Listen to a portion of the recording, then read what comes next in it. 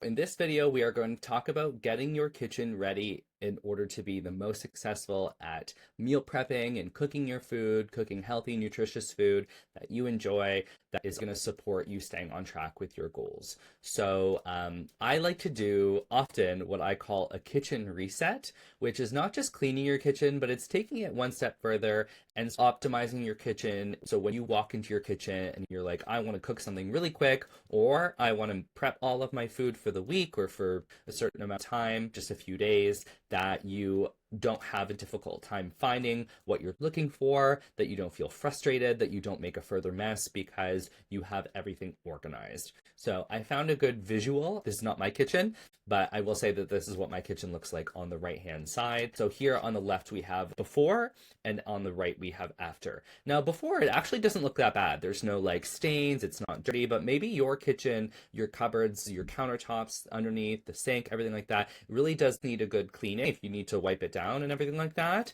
There's something to be said also about the kitchen being organized and looking more visually appealing and more inviting. You know, designing and creating a kitchen that you're actually going to want to enter and want to be in and want to cook and want to eat your food in.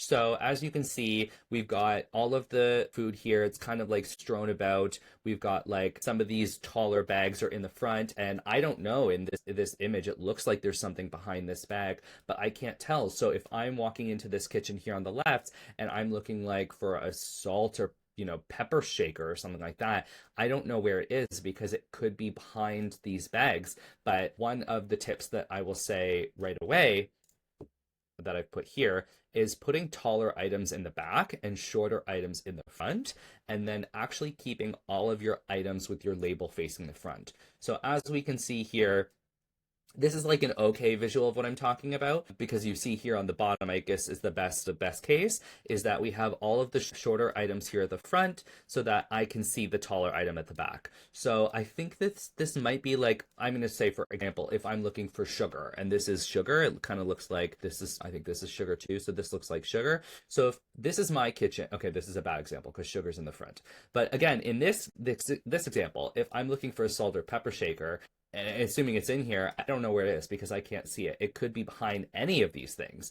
But here in this version of this kitchen, if I'm looking for the sugar, even though I keep it at the back because it's a taller item, I can see it without even having to move things aside, right? This looks like tea, this looks like sugar, this looks like grains, oats, and other things like that. So that is one tip that I have for you right away. Another tip that I have is this makes it really easy, because when you have all of the items that you buy at the store and you keep them in all of their original packages, they're all different, right? Like sometimes you've got bags of certain sizes, and sometimes when you try to wrap them up at the top, like this one, it doesn't fully seal. And so sometimes things go bad earlier than they might be. Sometimes you've got, like, I think this is like instant coffee. This is like a tin of some kind. I'm not sure what this is. It looks like potatoes, but those sliced potato wedges. If you have everything like this is actually the best example of what I'm talking about here. You've got all these random small packages and they're just kind of like strewn about. But if you go and buy, this is going to be one of the recommended items that I have later on one of my videos later on. If you buy a 32 piece Tupperware container pack, you can buy, some are bigger, some are smaller, and then if you take it one step further, I have one of these, and you use a label maker, then you can take all of the items out that you buy at the grocery store and put them in containers that match each other, that are also easily stackable. So if you're someone that buys a lot of spices and a lot of different kinds of, these look like nuts, having them in different containers like this is going to lead to you having to look through your cupboards in order to find what you're looking for. But if you open up your cupboard and you see that everything is stacked and you can see through the container as to what the food is, and you kind of get rid of all the brand names, then your kitchen just looks nicer. It looks more organized, it looks more inviting, and it's a lot easier to find what you're looking for. So these are some of the things that I would do during a kitchen reset. Now, it can be a little bit overwhelming to say, okay, Mike, I've never done this before. I've never made my kitchen look like this, look like this. So it could be quite a task to sort of like go in and go like, oh my God, where do I start? So what I like to do is I like to set a timer for an hour, and don't get in over your head about it. So just decide what you're going to do. I'm going to take everything out of the cupboards, and I'm just going to wipe down all of the the ledges in each cupboard, and I'm going to put on a podcast, or I'm going to put on a TV show in the background, or I'm going to play some, my favorite music. And that's what I'm going to do today. It's going to take me an hour to take everything out, and I'm just going to wipe it down, and then I'm going to put everything back. Maybe a few days from now or a week from now, you set another timer for an hour, you take everything out, and you use the Tupperware that you have, and you take some of the almonds and the nuts and the sunflower seeds, and you take them out and you put them in some of your containers, and you put the taller items back and the short items at the front. And then maybe in a couple days or a week from now, you make a list of all the items that you're missing.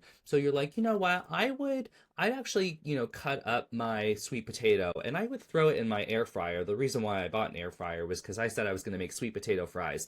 But I don't have garlic powder. The reason why I bought this air fryer was because I was going to make sweet potato fries and sprinkle some garlic, but it's not something that I have. So I'm going to go through my kitchen and I'm going to make a list of all the items that I feel like I'm missing that would sort of complete, and I'll talk about this in a later video, all of the fundamental spices, salt, pepper, things like that. Do you have like milk and coffee and sweetener and all those things that, if you want to go into your kitchen and you want to make a meal, do you have all of the fundamental things? Even if you're missing some of the things that you might usually use, you can often, with just the short list of fundamental items, create a nutritious and healthy meal or snack at the very least, before you have to go grocery shopping again.